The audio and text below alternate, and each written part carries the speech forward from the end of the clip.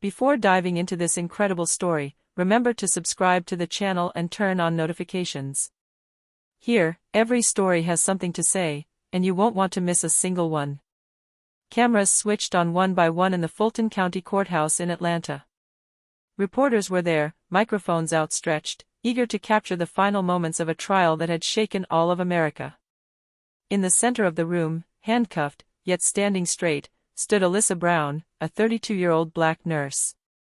She wore the orange uniform of the inmates, but her bearing exuded a quiet strength that contrasted with the image of a monster that the media had constructed of her. He was accused of an unforgivable crime, the murder of a newborn baby, who died under mysterious circumstances during a night shift at St. Mary's Hospital. The evidence seemed overwhelming: a faulty camera, contradictory witnesses, and a syringe found in his pocket. But those who knew her knew it was impossible. Alyssa loved children more than anything. She often worked nights, always smiling, always attentive. And yet, justice had spoken. The judge, impassive, pronounced the sentence. Alyssa Brown, for the murder of infant Emily Carter, the court sentences you to life imprisonment without the possibility of parole. A murmur rippled through the room. The baby's mother, devastated, was weeping in the arms of her husband, a powerful man, Michael Carter, the hospital's director himself. Alyssa slowly raised her eyes. Her gaze, calm and deep, rested on the couple. Then she turned towards the judge. "Your Honor," she said in a soft voice, but one that silenced the entire room. "I only have one word to say before you lock me up for the rest of my life." The judge nodded. "Go for it." Alyssa took a deep breath. A tear rolled down her cheek, but her face remained strangely peaceful. "Check the bracelet." A heavy silence fell over the room. The judge frowned. "Le bracelet? Quel bracelet?" "The baby's that," she replied, "the one she was wearing that night." The guard seized her to take her away, but her words hung in the air like an enigma. The prosecutor exchanged a worried glance with the judge. The mother, pale, raised her head. And that was the beginning of a revelation that would destroy careers, save a life, and change the truth itself. It was a heavy, silent summer night, as if suspended between two worlds. At St. Mary's Hospital in Atlanta, the neonatal unit was bathed in a bluish light, punctuated by the regular beeping of the heart monitors. Alyssa Brown, dressed in her white coat, was beginning her fourth consecutive night shift. Her eyelids were heavy, but her awareness remained sharp. She knew that here, a single second of inattention could cost a life. She stopped in front of incubator number 7. Inside, a little girl with an angelic face, Emily Carter, born prematurely, the only child of an influential couple. Alyssa watched her tenderly. "You'll get through this, my dear. You're stronger than you think," she murmured, adjusting the oxygen tube. She loved her job, despite the fatigue, despite the sometimes racist criticism she silently endured. She was the only black nurse on the ward, but the most competent. She had seen her share of condescending looks and barely stifled whispers in the corridors. She should never have been promoted. They just want to meet their quotas. But Alyssa didn't care. What motivated her were the babies. The fragile lives she helped to hold on, day after day. Around 2 in the morning, the calm was broken by a muffled cry coming from Emily's room. Alyssa rushed over. The heart monitor was going haywire. The baby was suffocating. "My God, no," she cried, calling for help. She did everything she had learned: CPR, oxygen, resuscitation, but Emily's heart had stopped beating. Seconds turned into minutes, minutes into eternities. And then, nothing. With tears in her eyes, Alyssa looked at the small hand that hung limply out of the blanket. "I'm sorry, Emily. I'm so sorry." When the head doctor, Dr. Reed, entered the room, his face froze. "What happened here?" "I don't know. She was fine 20 minutes ago. I had just gone to change and 4 in the next room." But Alyssa's explanations were not enough. Shortly after, the baby's father, Michael Carter, burst in, furious. "Were you the one on duty?" he yelled. Yes, sir, but… Get out of here, he roared, you just killed my daughter. A few hours later, the police arrived. In the infirmary drawer, they found a syringe containing an unknown residue. And in Alyssa's pocket, another one, empty. She never understood how it could have happened. She hadn't had time to defend herself. The media had seized upon the case.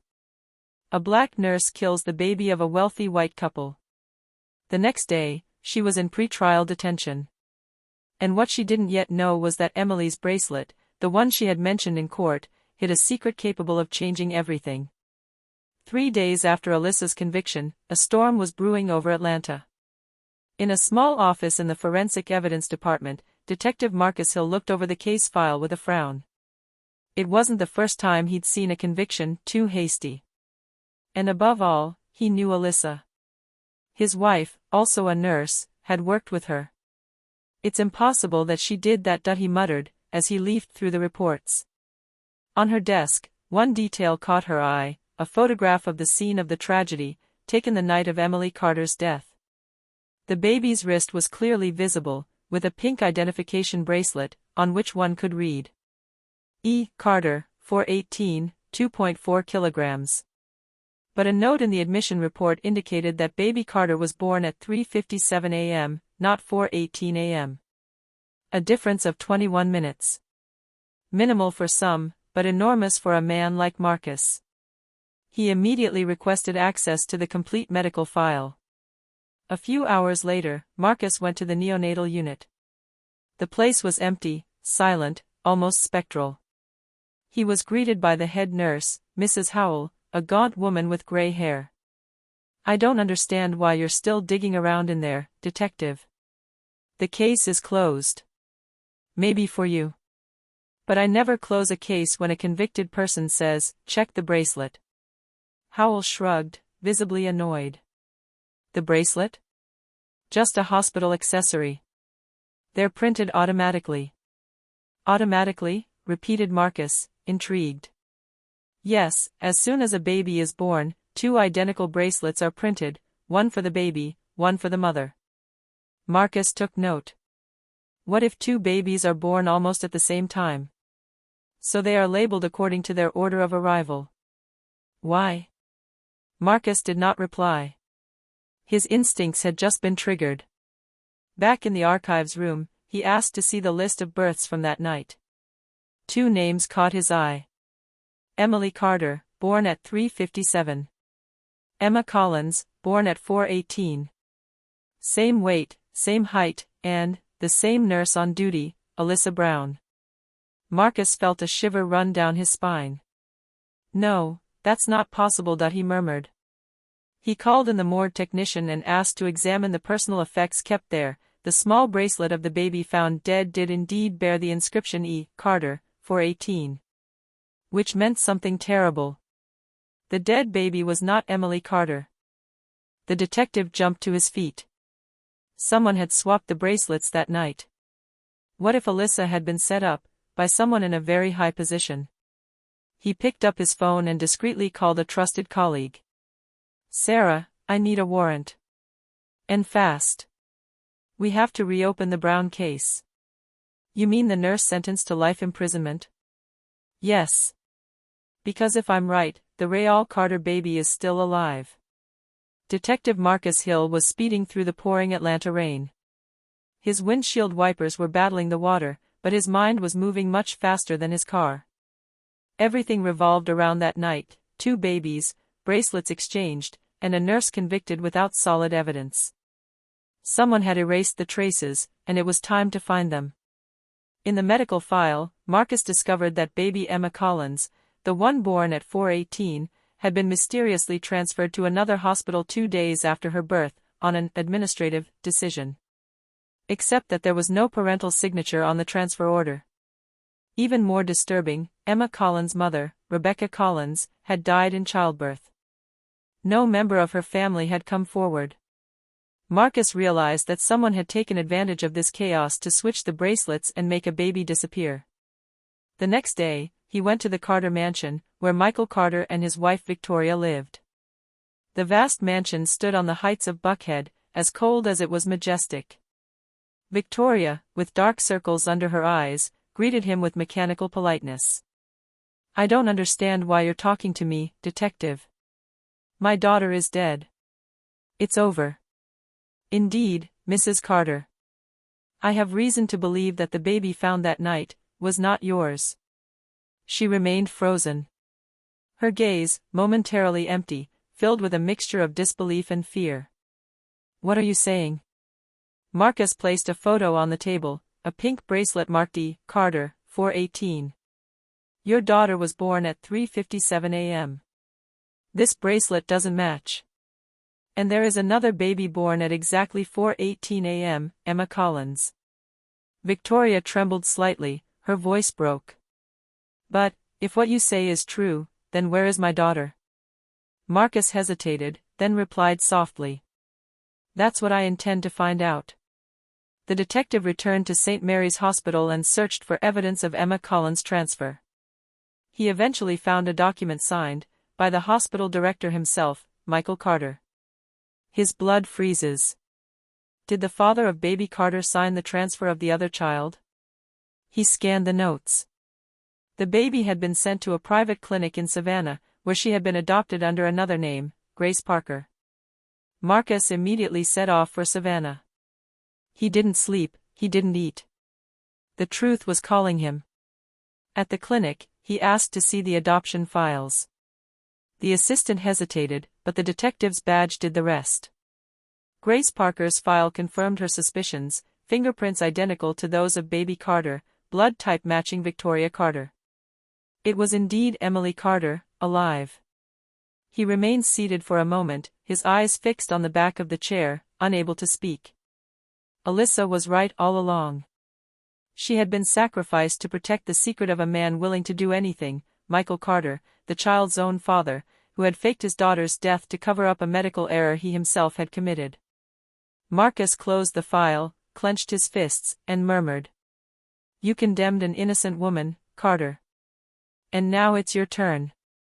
The sun had barely risen over Atlanta when Detective Marcus Hill parked his car in front of the federal courthouse. In his briefcase, he held the results of weeks of investigation, medical records, fingerprints, recordings, and the documents signed by Michael Carter himself. Today, he was going to rewrite history, and free an innocent woman. Inside, the atmosphere was tense. Prosecutor Daniel Brooks, one of those who had argued against Alyssa, couldn't believe his eyes. "Do you understand the seriousness of your accusations, Hill? You are accusing a respected man, the headmaster of St. Mary's, of falsifying evidence?" "I am not accusing, I am proving," Marcus replied, opening the file. He placed two photos on the table, one of the bracelet marked E. Carter, 418, and one of Grace Parker, the girl who lived in Savannah. The bracelet of the dead baby does not match Emily Carter's birth time. Here are the fingerprints of the two children, identical. Here is the DNA report, confirmed last night. The girl adopted under the name Grace Parker is actually the Carter's daughter. The prosecutor remained silent. Marcus continued. Michael Carter staged his daughter's death to cover up a mistaken injection administered that night by an intern under his supervision. Rather than take responsibility, he found a perfect scapegoat, Alyssa Brown, the black nurse on duty. He then disposed of the Rayal Carter baby by having her adopted under a false identity. The silence was heavy, almost sacred. Then Brooks nodded slowly. "I am calling an emergency hearing. This case must be reopened." 2 days later, the courtroom was packed. The media, citizens, Alyssa's colleagues, everyone was waiting. Handcuffed and dressed in the orange uniform, Alyssa entered, exhausted, but still dignified. She didn't know why she had been brought back here, nor what Marcus had accomplished. When the judge struck his gavel, silence fell. Marcus stood up and presented the evidence. Every document, every photo, every minute of recording was carefully detailed. Then he finished with a name. Grace Parker, born Emily Carter. Alive. Healthy. A murmur rippled through the room. Victoria Carter, seated in the audience, burst into tears. Is that my daughter? Yes, madam, Marcus replied calmly, and Alyssa Brown never did anything. She was the one who tried to save her. The judge remained silent for a moment, visibly moved. Then he struck his gavel. The case, State versus Alyssa Brown, is dismissed. The defendant is immediately free. Tears streamed down Alyssa's face. She fell to her knees, trembling, unable to speak. Marcus approached and gently helped her up. I promised you that one day, the truth would speak for you. A week later, the newspapers were headlining. Innocent after 5 years in prison, the black nurse wrongly accused and freed thanks to a tenacious detective. The headmaster of St. Mary's arrested for falsification and obstruction of justice. Alyssa was reinstated at the hospital, this time as a supervisor of the neonatology department. One morning, while she was making her rounds, she spotted a little girl with golden curls in Victoria Carter's arms. The woman approached, visibly moved. Alyssa. I wanted you to meet her. This is Emily. The little girl held out her hand. Alyssa took it with a trembling smile. Hello, little warrior. I watched over you, remember? A ray of sunlight streamed through the window, illuminating the scene. On that day, truth triumphed over lies, and justice finally found its way.